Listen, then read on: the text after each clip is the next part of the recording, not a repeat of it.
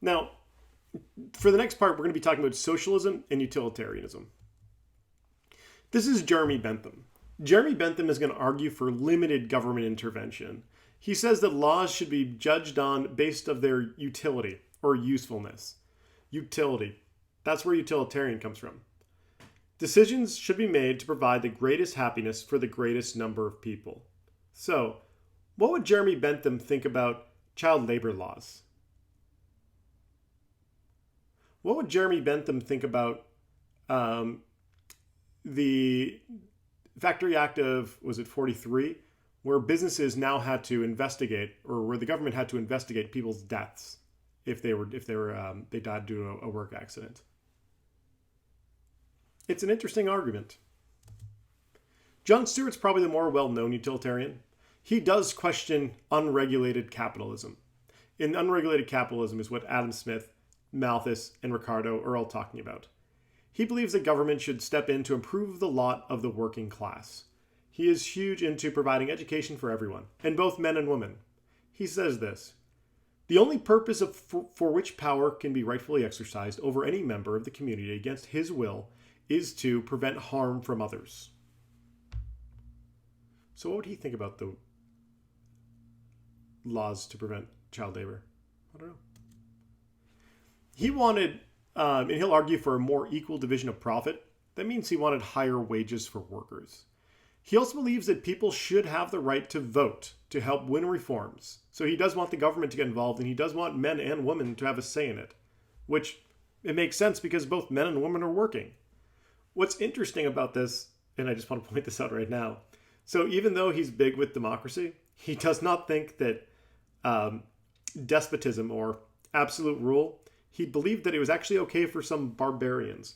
And what he meant by that was people who don't live in England. We'll talk more about that when we talk about imperialism. He also, again, wants equality in education for everyone. So, what did John Stuart Mill see as the proper role of government? Go ahead and answer it.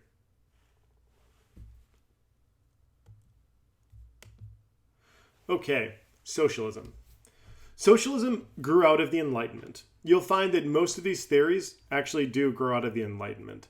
In this case, specifically, it's the need for progress and social justice. Socialists believe in equality for all and an end of poverty. They want the government to take more of an active role in planning, specifically planning the economy, deciding what's going to be produced. They want the government to own the means of productions, that's factory, mines, and railroads, and set the wages without the need for profit. So everyone ideally would be working together. I really like this chart. It's actually in your book. I'm going to talk briefly about the socialism aspect, and you can then go compare them to capitalism on your own. So in socialism, the community or the state should own property and the means of production. That doesn't mean that you don't own the clothes that you have, by the way. That just means that, the means of production, the factories, the mines, these are all owned by the government. And it's interesting because who owns the coal that's in the ground? People didn't put it there. That just happened to be there. And so that was in the country. And so they're arguing that since it was in the country, it should belong to everyone, not just Mr. Milton because he put a fence around it back in 1215. It's a very interesting argument. They believe that progress results when a community of producers cooperate for the good of all. They want socialists believe that capitalist employers take advantage of the workers, and the community or state must protect the workers. And we've kind of seen that when we talk about the early Industrial Revolution. So maybe you can kind of see where this comes from. Capitalism, according to socialists, create an unequal distribution of wealth and material goods. A better system would be to distribute the goods according to each person's needs.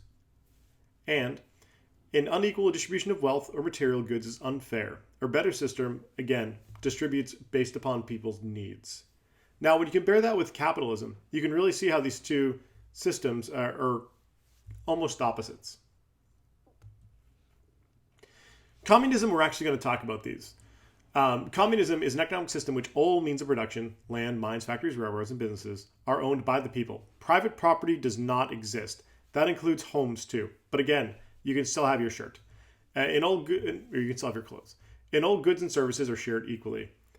Now we have these two different groups in communism. We have the proletariat, which are the workers, the majority of society, and then we have the bourgeoisie, which are the owners of the means of production. They're the haves of society. And we'll talk more about that as we move forward. So this right here is Karl Marx. Karl Marx is kind of like, well, he is like the grandfather of communism. He is German. He did study philosophy. He was a journalist.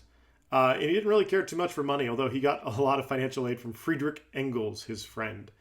Friedrich Engels, his friend and writing partner, was very wealthy. His dad owned textile mills. And so Friedrich actually saw what it was like to work in the early Industrial Revolution. So that's Karl Marx. This right here is Friedrich Engels. You typically don't see pictures of him anywhere. I don't know why. I think it's because his beard looks like a pillow. Actually, I don't really know what it looks like. It's kind of crazy. Yeah, so typically you only see pictures of Karl Marx, and typically he's who we talk about when we talk about communism. Communism, by the way, is kind of like an extreme form of socialism. Capitalism and socialism are both economic systems. Communism is more than an economic system. Communism is actually also a form of government that we've never seen before. Oh my goodness, but we've totally had communist nations. Not like this. So the Communist Manifesto is where Marx and Engels outline their ideas.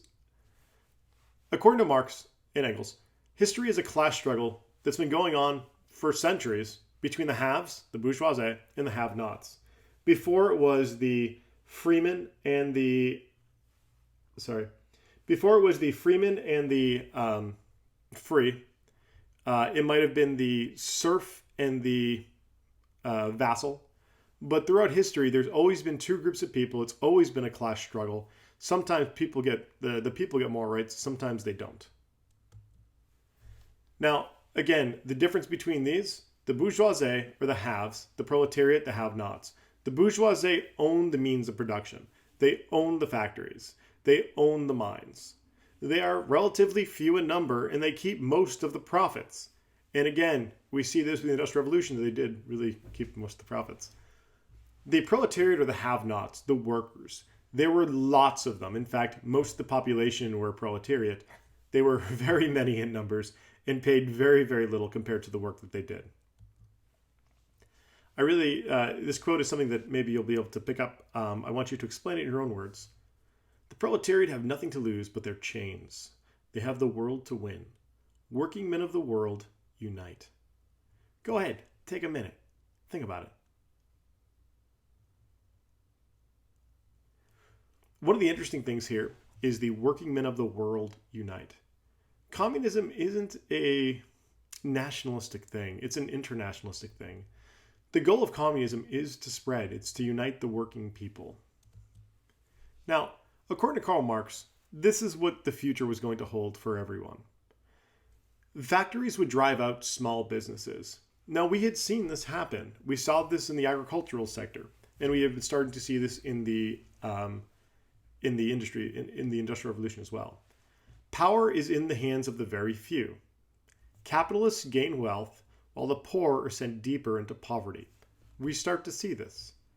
The majority, the proletariat, will spontaneously revolt, seize the mean production, and produce what society needs, ensuring everyone's paid fairly. And after that, we would have what's called the dictatorship of the proletariat, where the workers are in charge of the government. They decide what is made and what is not. Now, it's interesting because we've never really seen this happen. We have seen revolts, although we see it differently. But this isn't even over yet. This isn't even at the final stage of communism. Eventually, the state would just fade away. Now, if people are in charge of the government and this thing spreads out and people are producing what they need, there's no need for borders. People can kind of come and go. There's no need for government whatsoever. There's no classes. Everyone's the same. And this really is communism.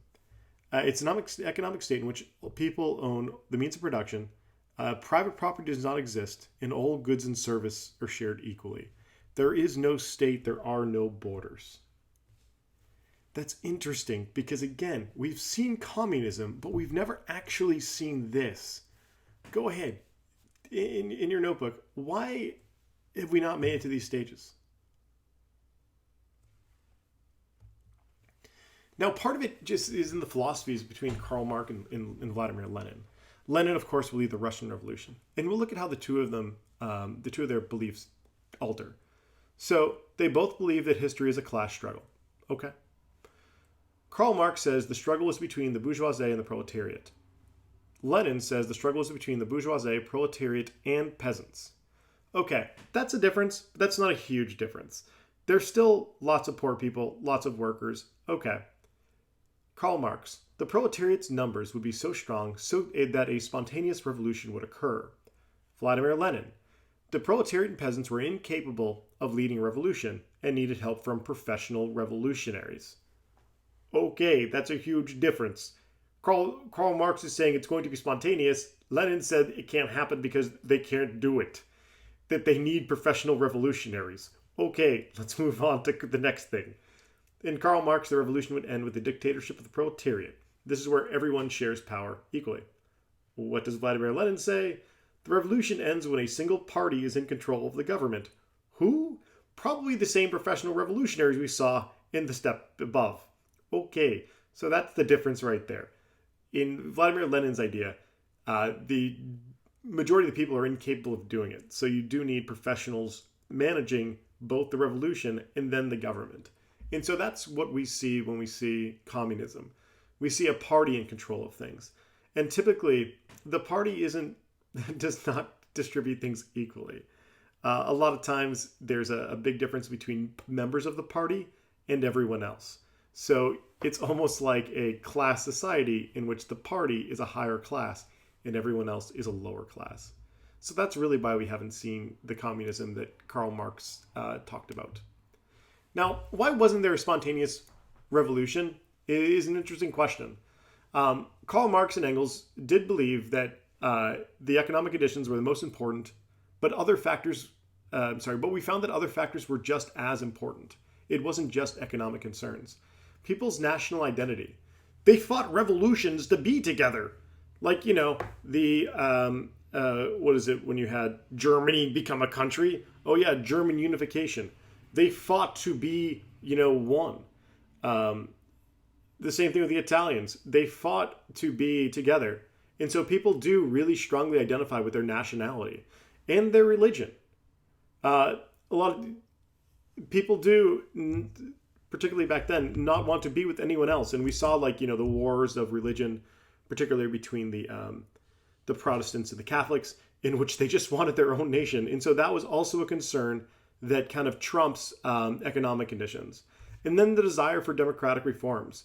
A lot of the government starts to do things. They start to enact policies. They start to make better working conditions. And we see this in Britain, but we also see it in other places as well. The standard of living for everyone eventually improved. And so Marx and Engels, even though in 1848 there was a series of revolts based upon Marx and Engels, we didn't really see it happen, particularly the way they thought it was, because other things were just as important as the economics. And again, the government started to, and a lot of this had to do with the unions as well, people organizing. Conditions got better. So that's all we're going to talk about on this. In class, we're going to be looking a little bit more at the writings of Marx and Engels. We'll look at some utilitarian writings. We'll look at, obviously, we'll look at Adam Smith. And we'll talk a little bit more in depth about the lots of the different people so you can kind of get them straight. All right, so I'm Mr. Milton, and I'll see you in class.